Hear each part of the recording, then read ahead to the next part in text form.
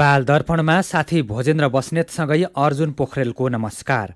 नेपाल दर्पण उज्यालो radio network काठमाडौँमा 90 मेगाहर्जसँगै देशभरि विभिन्न एफएम स्टेसनहरूबाट तथा मोबाइल एप्लिकेसन र अनलाइनबाट संसारभर एकसाथ प्रसारण भइरहेको छ। नेपाल दर्पण सुरु गरौँ मुख्य खबरका शीर्षकहरूबाट। माओवादी केन्द्रको चुनावी प्रक्रिया भोलिसम्मको लागि स्थगित, केन्द्रीय सदस्य र पदाधिकारी सहमतिमै टुङ्ग्याउने प्रयास। सबैजसो पर्यटकीय क्षेत्रमा देश विदेशका पर्यटकको भिड, थला परेको व्यवसाय चलायमान भएको भन्दै व्यवसायीहरू उत्साहित। शेर्पा समुदायको स्याब्रु नाच लोप हुने अवस्थामा नयाँ पुस्ताले सिक्न नखोज्दा समस्या। अहिले त कहाँ हुनु र, खै यस्तो अब नातिहरूले सर बोल्यो भने के भनेको हो भन्छ, अनि गीत त परे छोड्दैन न त। भारत र पाकिस्तान बीच कमजोर स्वास्थ्य भएका कैदीहरूको सूची आदान प्रदान, प्रक्रिया पुर्याएर कैदीहरूलाई स्वदेश फर्काउने। र ब्रिगेड बोइजले हराउँदै मनाङ मर्स्याङ्दी ए डिभिजन लिगको शीर्ष स्थानमा, 3 स्टारले जावला खेल्न हरायो, सङ्कटा र च्यासेलले बराबरी खेले। रेडियो नेटवर्कबाट प्रसारण भइरहेको नेपाल दर्पणमा अब सुनौ पूरा खबर। नेकपा माओवादी केन्द्रको 8औं महाधिवेशनमा नयाँ नेतृत्व चयनका लागि सुरु भएको चुनावी प्रक्रिया स्थगित भएको छ। माओवादीले आज बेलुका 8 बजेदेखि राति 10:30 बजेसम्म उम्मेद्वारको मनोनयन दर्ता गराउने समय तोकेर चुनावी कार्यतालिका सार्वजनिक गरेको थियो। तर सकभर सहमतिमै केन्द्रीय सदस्य टुङ्ग्याउने भन्दै भोलि दिउँसो 1:30 बजेसम्मको लागि चुनावी कार्यक्रम स्थगित गरिएको नेता रामनारायण बिडाडीले जानकारी दिनुभयो। यसअघि भोलि बिहान 11:30 बजेदेखि मतदानको कार्यक्रम तय भएको थियो। तर सहमतिमै नेतृत्व टुङ्ग्याउने भन्दै चुनावी कार्यक्रम आजको लागि स्थगित गरिएको अर्का नेता शक्ति बस्नेतले जानकारी दिनुभयो। हाम्रो विधानको व्यवस्था अनुसार केन्द्रीय महाधिवेशन प्रतिनिधिहरूको बीचबाट हामी केन्द्रीय समिति निर्माण गर्छौँ। केन्द्रीय समितिको पहिलो बैठक बसेर पार्टीका पदाधिकारीहरूको चयन गर्छौँ र त्यो कुरा हामी महाधिवेशन हलमा नै अनुमोदन गराएर जाने हाम्रो सोचाइ छ। भोलि यो सबै काम हामी पुरा गर्छौँ। अनि यो कुरा त स्वाभाविक हो कि एउटा पार्टीमा सहमतिका लागि चाहिँ प्रयासहरू हुन्छन्, जुन कुरा नेचुरल कुरा हो, स्वाभाविक कुरा हो। नभए फेरि महाधिवेशन आफैमा एउटा सार्वभौम निकाय पनि हो। माओवादीको निर्वाचन समितिले बन्द सत्र स्थल प्रज्ञा भवन कमलादीमा 1742 जना मतदाताको नामावली टाँसिसकेको छ। अध्यक्षमा अरू नेताले दाबी नगरेकोले प्रचण्ड नै दोहोरिने पक्की छ। वरिष्ठ उपाध्यक्षमा नारायण काजी श्रेष्ठको सम्भावना देखिएको छ। महासचिवमा वर्षमान पुन र जनार्दन शर्माको दाबी रहेको छ। पम्फा भूषालले पनि आफू महासचिवको लागि योग्य उम्मेद्वार भएको यसअघि नै जानकारी दिइसक्नु भएको छ। आजै दिउँसो पारित भएको विधान मस्यौदा अनुसार पदाधिकारीमा 1 जना अध्यक्ष, 1 जना वरिष्ठ उपाध्यक्ष, 6 जना उपाध्यक्ष र 1 जना महासचिव, 2 जना उपमहासचिव, 3 जना सचिव र 1 जना कोषाध्यक्ष गरी 15 सदस्यीय पदाधिकारी टिम रहनेछ। यस्तै 249 सदस्यीय केन्द्रीय कमिटी हुनेछ। यसमा 15% अध्यक्षले मनोनयन गर्ने व्यवस्था रहेको छ। पदाधिकारी र केन्द्रीय सदस्य समावेशी आधारमा चयन हुने विधानमा उल्लेख छ। नयाँ विधान अनुसार अब पार्टीको केन्द्रीय कमिटी 50% खुल्ला र 50% पूर्ण समानुपातिक गरी मिश्रित निर्वाचन प्रणालीका माध्यमबाट चुनिनेछ। महाधिवेशनले केन्द्रीय कमिटीले पोलिट ब्युरो, स्थायी कमिटी र पदाधिकारी चयन गर्नेछ। 11 गते सुरु भएको महाधिवेशन हिजो नै सक्ने कार्यतालिका रहे पनि लम्बिएको छ। यसैबीच नेपाली काङ्ग्रेसका सभापति शेरबहादुर देउवाले 10 जना केन्द्रीय सदस्य मनोनयन गर्नुभएको छ। विधानको धारा 21 को उपधारा 10 बमोजिम सभापति देउवाले काङ्ग्रेसको केन्द्रीय सदस्य मनोनयन गर्नुभएको नेपाली काङ्ग्रेसले जनाएको छ। देउवाले रामचन्द्र पौडेल, प्रकाशमान सिंह, विमलेन्द्र निधि, विजय कुमार गच्छेदार, कृष्णप्रसाद सिटौला, डाक्टर प्रकाश शरण महत, डाक्टर नारायण खड्का, उमा रेग्मी, सुजाता कोइराला र मीन बहादुर विश्वकर्मालाई नेपाली काङ्ग्रेस केन्द्रीय कार्य समितिको सदस्य पदमा मनोनयन गर्नुभएको हो। प्रकाशमान सिंह र विमलेन्द्र निधि सभापतिको पहिलो चरणको चुनावमा पराजित हुनुभएको थियो। यस्तै विजय कुमार गच्छेदार उपसभापति र प्रकाश शरण महत महामन्त्रीमा पराजित हुनुभएको थियो। काङ्ग्रेसको विधानमा 33 जना केन्द्रीय सदस्य सभापतिले मनोनित गर्ने प्रावधान छ। सभापतिका निकटतम प्रतिस्पर्धी स्वतः केन्द्रीय सदस्य हुने व्यवस्था अनुसार शेखर कोइराला केन्द्रीय सदस्य भइसक्नु भएको छ। कोरोना महामारीको कारण 1.5 वर्षभन्दा बढी समय थलिएको पर्यटन व्यवसाय चलायमान हुन सुरु भएको बेला अङ्ग्रेजी नयाँ वर्ष 2022ले थप उत्साह थपेको छ। नयाँ वर्ष मनाउनको लागि हिजैदेखि पर्यटकीय स्थल तथा होटलहरूमा देशी विदेशी पर्यटकको भिड लागेको छ। आज सबैजसो पर्यटकीय क्षेत्रमा मानिसहरूको भिड लागेको छ। नयाँ वर्ष मनाउन भारतीय पर्यटक आउँदा धनुषाको जनकपुर धाम भरि भराउ भएको व्यवसायीले बताएका छन्। जानकी मन्दिरमा दर्शन गर्न भारतीय दर्शनार्थीको भिड नै लागेको मन्दिरका उत्तराधिकारी महन्त रामरोशन दासले बताउनुभयो। यस्तै तनहुँको बन्दीपुरमा मात्रै 8,000 जनाभन्दा धेरै पर्यटक पुगेका क्षेत्रीय होटल सङ्घ बन्दीपुरका अध्यक्ष विपिन प्रधानले जानकारी दिनुभयो। यस्तै काठमाडौँ उपत्यका र आसपासका पर्यटकीय क्षेत्र पनि आन्तरिक पर्यटकले भरिभराउ भएका छन्। काठमाडौँ उपत्यकाका सम्पदा क्षेत्रहरूमा पर्यटकको भिड लागेको छ। ठमेल लगायतका मुख्य बजार मात्र नभई काठमाडौँ उपत्यका आसपासका डाँडाहरूमा पर्यटकको घुइँचो लागेको व्यवसायीले बताएका छन्। केही दिन अघि मात्रै परेको हिउँका कारण काठमाडौँ उपत्यका आसपासका डाँडासँगै दोलखाको कालिन्चोक लगायतका पूर्वाधार भएका डाँडाहरूमा आन्तरिक पर्यटक पुगेका छन्। पोखरा, लुम्बिनी लगायतका अरू पर्यटकीय सहरमा पनि देश र विदेशका पर्यटकको भिड लागेको छ। कोरोना भाइरसको ओमिक्रोन भेरिएन्टले विश्वमा पर्यटन व्यवसाय फेरि प्रभावित भइरहेको बेला नेपालमा भने मानिसहरू डर नमानिकनै रमाइलो गर्न निस्किएका छन्। यसैबीच पछिल्लो 24 घण्टामा 382 जनामा कोरोना भाइरसको संक्रमण पुष्टि भएको छ। पीसीआर र एन्टिजेन गरी 20,959 जनाको नमुना परीक्षण गर्दा 1.82% अर्थात् 382 जनामा कोरोना भाइरसको संक्रमण पुष्टि भएको स्वास्थ्य तथा जनसङ्ख्या मन्त्रालयले जनाएको छ। आज पुष्टि भएको संख्या दैनिक विवरण अनुसार गएको कार्तिक 26 गते पछिको सबैभन्दा धेरै हो। यस्तै पछिल्लो 24 घण्टामा 252 जना निको भएका छन्। यो सहित कोरोना संक्रमण मुक्त हुनेको संख्या 8,12,210 जना पुगेको छ। पछिल्लो 24 घण्टामा कोरोना संक्रमणका कारण कसैको पनि ज्यान गएन। अहिले नेपालमा 4,969 जना कोरोना भाइरसका सक्रिय संक्रमित छन्। यसैबीच पछिल्लो 24 घण्टामा 59,112 जनाले कोरोना विरुद्धको खोप लगाएका छन्। यो सहित नेपालमा पूर्ण मात्रा खोप लगाउनेको संख्या 1,03,84,851 जना पुगेको छ। 1,40,36,661 जनाले कम्तीमा पहिलो मात्रा खोप लगाएका छन्।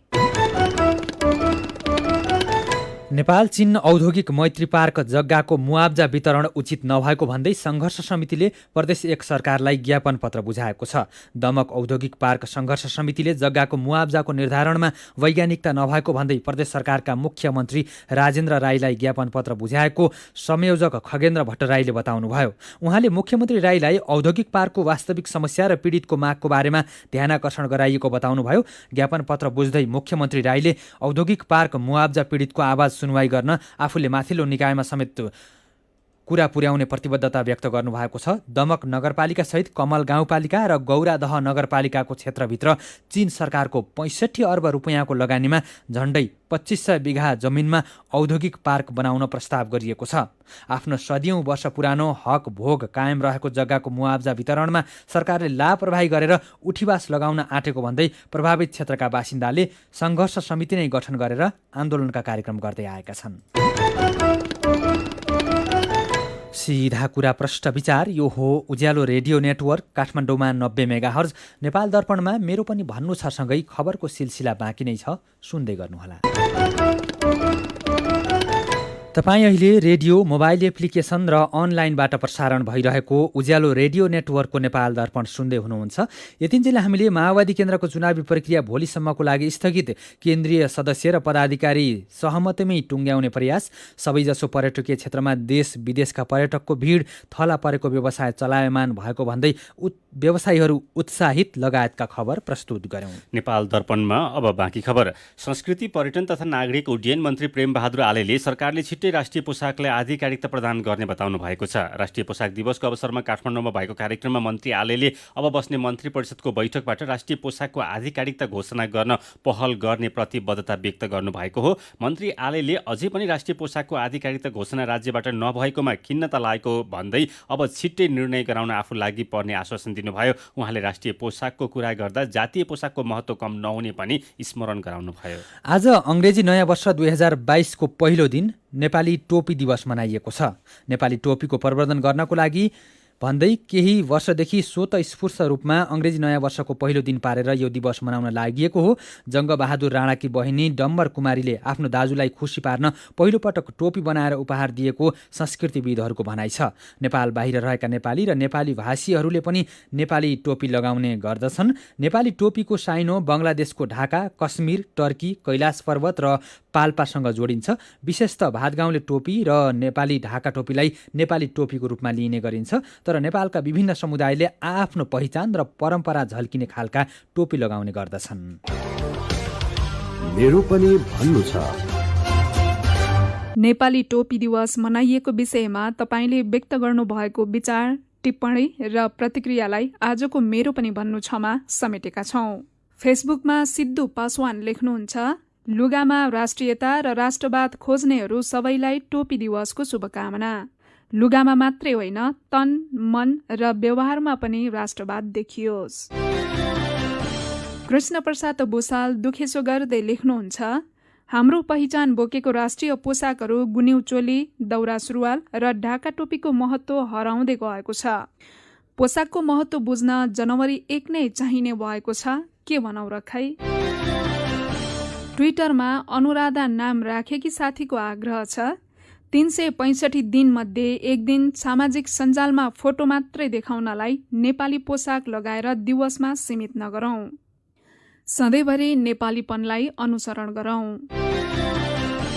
कुशल नाम गरेका साथी ट्विटरमा लेख्नुहुन्छ, जबसम्म आफ्नो पोसाकको महत्त्व र त्यसले दिने पहिचानको महत्त्व सबै नेपालीले मनन गर्दैनन्, तबसम्म यसको संरक्षण र सही मूल्य समेत पाउन मुस्किल छ। यस दिवसले फोटो खिच्नलाई मात्र लगाउने नभई दीर्घकालीन महत्त्व र मूल्यका बारेमा पनि सचेत गराउने कार्यमा सघाउ पुगोस्। अनि टोपी दिवसको सन्दर्भमा रमेश तिमसिनाको प्रतिक्रिया छ, नेपालीको शिरमा ढाका टोपी नै सुहाए जस्तो लाग्ने, म त दिवस नै कुर्दिन, धेरै जसो लगाउँछु। विचारका लागि तपाईलाई धन्यवाद। मेरो पनि भन्नु छ। मेरो पनि भन्नु छ प्रस्तुत गर्दै हुनुहुन्थ्यो साथी सुजता सुनुवार।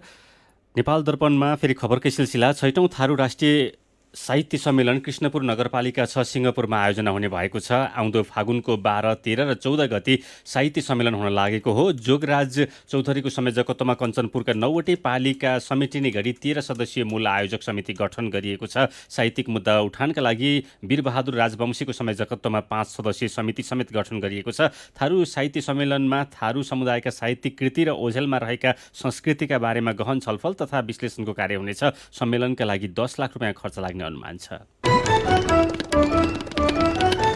दाङमा सुतिरहेको बेला निसासिएर एकजनाको ज्यान गएको छ। लमही नगरपालिका वडा नम्बर 9 अमेलिया बस्ने 29 वर्षका कुसुम सुनारको गैराती निसासिएर ज्यान गएको हो। सुनारका श्रीमान श्रीमती कोठामा कोइला बालेर सुतेकोमा बिहान श्रीमती उठेर बोलाउँदा श्रीमानको ज्यान गइसकेको प्रहरीले जनाएको छ। सुनारको निसासिएर ज्यान गएको र श्रीमतीलाई पनि अक्सिजन कम भएकोले उपचारको लागि लमही अस्पतालमा भर्ना गरिएको इलाका प्रहरी कार्यालय लमहीले जनाएको छ।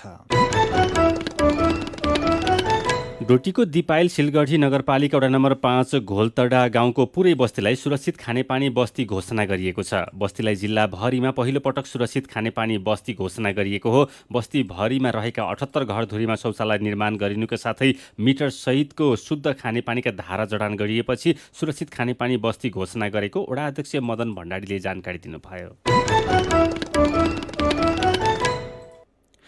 चिसो मौसम सुरु भएसँगै सडकमा पुगेका असहाय मानिसको कष्टकर जीवनलाई मध्यनजर गरी यसपटक पनि बेसहाराको राष्ट्रिय उद्धार अभियान सुरु भएको छ। नेपाललाई नै बेसहारा सडक मानव मुक्त बनाउने अभियान थालेको मानव सेवा आश्रमले गएको वर्ष झैँ यसपालि पनि मेची महाकाली सडक उद्धार अभियान चलाउन लागेको हो। त्यसको लागि आवश्यक तयारी पूरा भएको छ। अभियानको पूर्व सन्ध्यामा आज कैलालीमा रात्रिकालीन सडक सेवा उद्धार अभियान चलाइने र भोलिदेखि पश्चिम नेपालको महाकाली पुलबाट उद्धार अभियानको थालनी हुने आश्रमका अध्यक्ष रामजी अधिकारीले जानकारी दिनुभयो। गएको वर्ष भने प्रधानमन्त्री निवासमा शुभारम्भ गरिएको अभियान पूर्वको मेची पुलबाट सुरु गरिएको थियो। यसअघि 2077 सालको पुष 9 गतेदेखि माघ 16 गतेसम्म मानव सेवा आश्रमले पूर्वको मेचीदेखि पश्चिमको महाकालीसम्मका सडकमा रहेका बेसहारा, अशक्त, असहाय, अनाथ र अभिभावकहीन तथा मानसिक र शारीरिक रूपमा कमजोर भएकाहरूको उद्धार गरेको थियो। यसपालि अभियानको क्रममा सडक पेटी र सार्वजनिक स्थलमा रहेका कष्टपूर्ण जीवनयापन गर्न बाध्य भएका सहयोगापेक्षी व्यक्तिको अवस्था अध्ययन तथा उद्धारसँगै भजन सन्ध्या आयोजना गर्ने र वार्षिक विवरण समेत प्रस्तुत गर्दै जाने कार्यक्रम रहेको मानव सेवा आश्रमले जनाएको छ। बागमती नदीको बुद्धनगर क्षेत्रमा गरेको सरसफाइबाट 4 मेट्रिक टन फोहोर व्यवस्थापन गरिएको छ। बागमती सफाई महाअभियानको 451 हप्तामा बुद्धनगरमा बागमती पुल नजिकै सडकको दायाँ बायाँ सफाई गरिएको हो। अभियानकर्मीको सक्रियतामा भएको सफाइबाट जम्मा गरिएको फोहोर काठमाडौँ महानगरपालिकाले व्यवस्थापन गरेको अभियानकर्मी किशोर सिंह शाहीले जानकारी दिनुभयो। 2070 साल जेठ 5 गतेदेखि सुरु भएको सफाई स्वयंसेवी महाअभियान हो। यो प्रत्येक हप्ताको शनिबार बिहान 2 घण्टा बागमती किनारमा हुने गरेको छ। महाअभियानबाट प्रभावित भएर काठमाडौँ उपत्यकामा बागमतीका विभिन्न भागका साथै त्यसका सहायक नदी पनि सफाई भइरहेको छ। अहिले काठमाडौँ उपत्यकाका 25वटा ठाउँमा नियमित सरसफाई भइरहेको छ। भोलिदेखि केही दिन मौसम घमाइलो हुने मौसमविदले बताएका छन्। मौसमविद राजु प्रधानाङ्गका अनुसार पश्चिमी वायुको सामान्य प्रभाव रहेकोले आज देशभर आंशिक बदली रहने तर पानी भने नपर्ने बताउनुभयो। आज गण्डकी र कर्णाली प्रदेशका उच्च पहाडी र हिमाली क्षेत्रका 1-2 ठाउँमा भने हल्का हिमपातको सम्भावना छ। हिमपातका कारण अधिकतम तापक्रम घट्दा चिसो बढेको छ। केही दिन निरन्तर घाम लागे पनि बिहिबारदेखि भने फेरि पानी पार्ने प्रणाली नेपाल प्रवेश गर्ने सङ्केत देखिएको मौसमविद प्रधानाङ्गले जानकारी दिनुभयो। सीधा कुरा प्रष्ट विचार यो हो उज्यालो रेडियो नेटवर्क काठमाडौँमा 90 मेगाहर्ज, नेपाल दर्पणमा रङ्ग दर्पणसँगै खबरको सिलसिला बाँकी नै छ, सुन्दै गर्नुहोला। विभिन्न रेडियो स्टेशनबाट मेचीदेखि महाकालीसम्म र मोबाइल एप्लिकेसन तथा अनलाइनबाट संसारभरि एकसाथ प्रसारण भइरहेको नेपाल दर्पणमा तपाईँलाई फेरि स्वागत छ। नेपाल दर्पणमा अब विदेशका खबर। भारत र पाकिस्तानले एक अर्काको जेलमा रहेका कमजोर स्वास्थ्य अवस्था भएका कैदीहरूको सूची आदान प्रदान गरेका छन्। भारतको नयाँ दिल्ली र पाकिस्तानको इस्लामाबादमा एकैसाथ आफ्नो देशको कारागारमा रहेका कैदीहरूको सूची सार्वजनिक गरेका भारतीय विदेश मन्त्रालयलाई उद्धृत गर्दै समाचार संस्था सिन्हुवाले जनाएको छ। भारतले आफ्नो देशको कारागारमा रहेका 282 जना कैदी तथा नियन्त्रणमा राखेका 73 जना माझी गरी 355 जना पाकिस्तानी नागरिकहरूको सूची पाकिस्तानलाई दिएको छ। त्यसैगरी पाकिस्तानले 51 कैदी र 577 जना माझी गरी 628 जना भारतीयको सूची भारतलाई दिएको छ। सन् 2008 को सम्झौता अनुसार कैदीको विवरण आदान प्रदान गरेको भारतको विदेश मन्त्रालयले जनाएको छ। अब उनीहरूले ती कैदी तथा बन्दीहरूलाई सुपुर्दगी गर्नेछन्। भारतको जम्मू काश्मीरमा रहेको माता वैष्णोदेवी मन्दिर परिसरमा भागदौड मच्चिँदा 12 जनाको ज्यान गएको छ, 13 जना घाइते भएका छन्। नयाँ वर्षको दिन श्रद्धालुको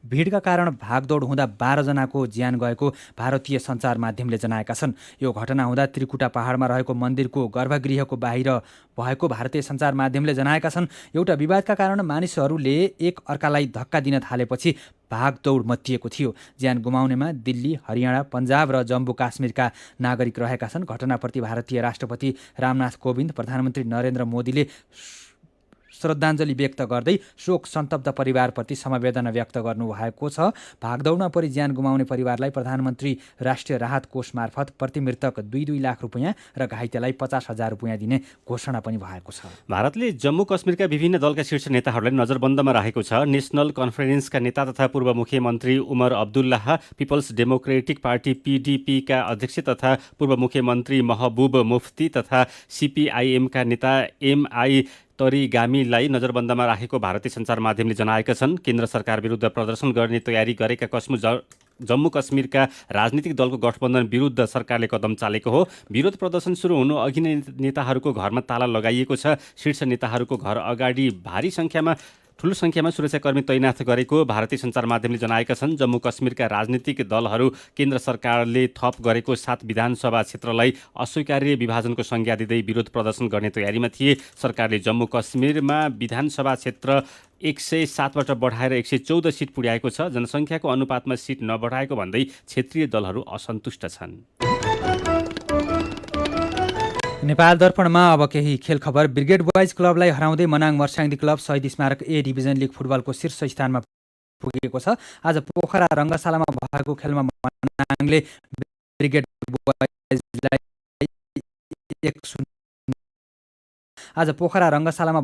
मनाङले ब्रिगेड बोइजलाई 1-0 गोलले हरायो। मनाङको लागि पहिलो हाफको इन्जुरी समयमा कप्तान अञ्जन विष्टले गोल गरे। मनाङले पाएको पेनाल्टी शिशिर लेखीले सदुपयोग गर्न सकेनन्। जितसँगै मनाङ 7 खेलमा 16 अङ्कसहित शीर्ष स्थानमा पुगेको छ।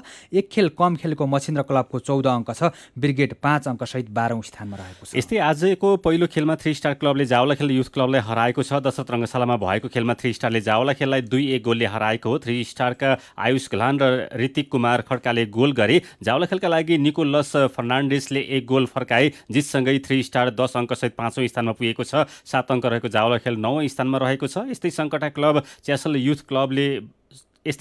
क्लब र च्यासल युथ क्लबले बराबरी खेलेका छन्। दशरथ रङ्गशालामा भएको खेलमा दुवै टोलीले गोल रहित बराबरी खेलेका हुन्। आज विजयी भएको भए सङ्कटा 15 अङ्कसहित दोस्रो स्थानमा पुग्ने थियो, तर बराबरीसँगै 13 अङ्कका साथ तेस्रो स्थानमा यथावत रहेको छ। च्यासल 5 अङ्कसहित पुछारबाट दोस्रो स्थानमा छ। र इङ्ग्लिस प्रिमियर लिग फुटबलमा म्यान्चेस्टर सिटीले आर्सेनललाई हराएको छ। आजको खेलको 90 मिनटसम्म खेल 1-1 गोलको बराबरीमा रहेकोमा इन्जुरी समयको तेस्रो मिनटमा रोड्रीले गोल गर्दै सिटीलाई जिताए। यसअघि सिटीका रियाज महरेज र आर्सेनलको साकाले गोल गरेका थिए। आर्सेनलका ग्याब्रियलले 59 मिनटमा रातो कार्ड खाएपछि आर्सेनल 10 खेलाडीमा सीमित बनेको थियो। आजको जितसँगै सिटीको 53 अङ्क भएको छ। दोस्रो स्थानको लिभरपुल भन्दा सिटी 11 अङ्कले अघि रहेको छ। आर्सेनल भने 34 अङ्कसहित चौथो स्थानमा रहेको छ। इङ्ग्लिस प्रिमियर लिगमा आजै राति 9:15 बजे टोटनह्याम र वाटफोर्ड खेल्दैछन्। यस्तै राति 11:15 बजे क्रिस्टल प्यालेस र वेस्ट ह्याम खेल्दैछन्। खेलको अर्को प्रसङ्गमा बङ्गलादेश र न्युजिल्यान्ड बीचको पहिलो टेस्ट क्रिकेट आज सुरु भएको छ। न्युजिल्यान्डमा आज सुरु भएको खेलमा न्युजिल्यान्डले टस हारेर पहिले ब्याटिङको निम्तो पाएको छ। उसले राम्रो प्रदर्शन गरेको छ। आज पहिलो दिनको खेल सकिँदा न्युजिल्यान्डले 5 विकेट गुमाएर 258 रन बनाएको छ। न्युजिल्यान्डका लागि डेभिड कनवेले शतक प्रहार गरे। उनले 122 रन बनाएका छन्। खबरको सिलसिला यति नै। आज शनिबार रङ्ग दर्पणको पालो। रङ्ग दर्पण लिएर आइपुग्नु भएको छ सोलुखुम्बु सहकर्मी सुभाष। रङ्ग दर्पण शेर्पा समुदायको प्रचलित स्याब्रो नाचमा केन्द्रित छ।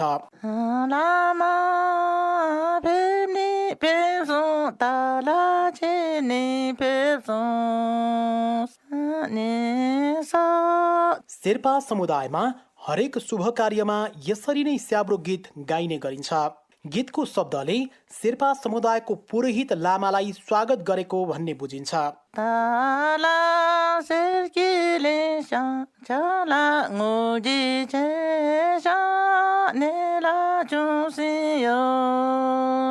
शेर्पा समुदायले शुभ कार्यमा अनिवार्य नाचिने र गाइने यस्ता स्याब्रो नाचहरूप्रति युवा पुस्ताको आकर्षण भने कम हुँदै गएको छ। सोलुखुम्बु दोर्पुकी पेम्डोमा शेर्पा। खोइ अहिले त नेपाली बढी नाच्छ, स्याब्रो पनि नाच्न आउँदैन। खोइ अब त यो कल्चर धेरै खरा। जुन काम गरिन्छ पनि नेपाली टेप लगाएर नेपाली गीत गाएर नाच्छ। अहिले त कहाँ हुनु र खोइ यस्तो। अब नातिहरूले सर बोल्यो भने के भनेको हो भन्छ। अनि गीत त परै छोड्दैन अब त।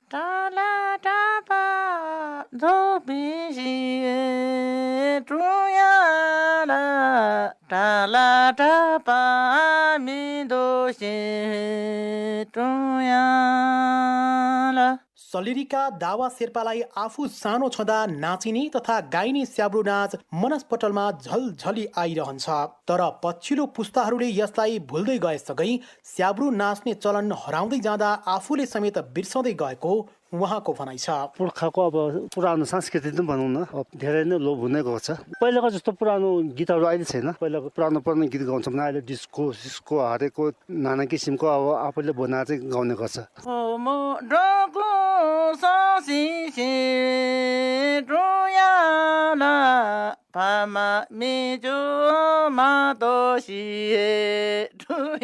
शेर्पा समुदायले स्वागत तथा विदाई गर्दा आफैले गाउँदै आफै नाच्ने नाचलाई स्याब्रो भनिन्छ। अघिल्ला पुस्ताका शेर्पाहरूले मृत्यु संस्कार बाहेक अन्य कार्यमा स्याब्रो नाचलाई अपरिहार्य नै ठान्दथे। तर पछिल्लो समयका पुस्ताहरू यसको सट्टा रेकर्ड गरिएका हिन्दी अङ्ग्रेजी गीतहरूमा रम्ने गरेको सोलुखुम्बु पत्तालेकी किन्जु शेर्पाको दुखेसो छ। आजकल त छोरे छेप्रो त जानेको त आफ्नो ठाउँमा अघि बढेर काम गर्न सक्थे, छेप्रो हान्नु गीत गाउन सक्थे। अब जान्दैन त के गर्नु। हिमाली जिल्ला सोलुखुम्बु र शेर्पा समुदाय कतिलाई पर्यायवाची जस्तै लाग्ने गर्दछ। हिमाली भेगमा बस्न रुचाउने शेर्पा समुदायको पनि अन्य समुदायको जस्तै छुट्टै भाषा, बोलीचाली र संस्कार संस्कृति छन्। शेर्पा समुदायको परम्परागत र प्रचलित स्याब्रो नाचलाई संरक्षण गर्नु अहिलेको पुस्ताको कर्तव्य हो।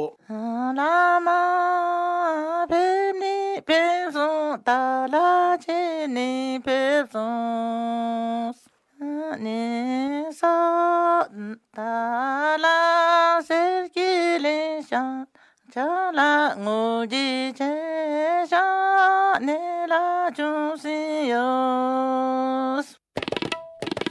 रङ्गदर्पणसँगै उज्यालो रेडियो नेटवर्कबाट प्रसारण भइरहेको नेपाल दर्पणको समय सकिनै लागेको छ। बिदा हुनु अघि आजका मुख्य खबरका शीर्षकहरू फेरि एकपटक। माओवादी केन्द्रको चुनावी प्रक्रिया भोलिसम्मको लागि स्थगित, केन्द्रीय सदस्य र पदाधिकारी सहमतिमै टुङ्ग्याउने प्रयास। सबैजसो पर्यटकीय क्षेत्रमा देश विदेशका पर्यटकको भिड, थला परेको व्यवसाय चलायमान भएको भन्दै व्यवसायीहरू उत्साहित। शेर्पा समुदायको स्याब्रु नाच लोप हुने अवस्थामा नयाँ पुस्ताले सिक्न नखोज्दा समस्या। भारत र पाकिस्तान बीच कमजोर स्वास्थ्य भएका कैदीहरूको सूची आदान प्रदान, प्रक्रिया पुर्याएर कैदीहरूलाई स्वदेश फर्काउने। र ब्रिगेड बोइजलाई हराउँदै मनाङ मर्स्याङदे ए डिभिजन लिगको शीर्ष स्थानमा 3 स्टारले जावला खेल्न हरायो, सङ्कटा र च्यासलले बराबरी खेले। आजको नेपाल दर्पण सकिएको छ। प्रविधिमा साथ दिने साथी सङ्घर्ष विष्टसँगै हामी भोजेन्द्र बस्नेत र अर्जुन पोखरेल पनि बिदा हुन्छौँ। कोरोना विरुद्धको खोप लगाउन छुट्नु भएको छ भने आफ्नो वाडामा सम्पर्क गर्नुहोला। नमस्कार।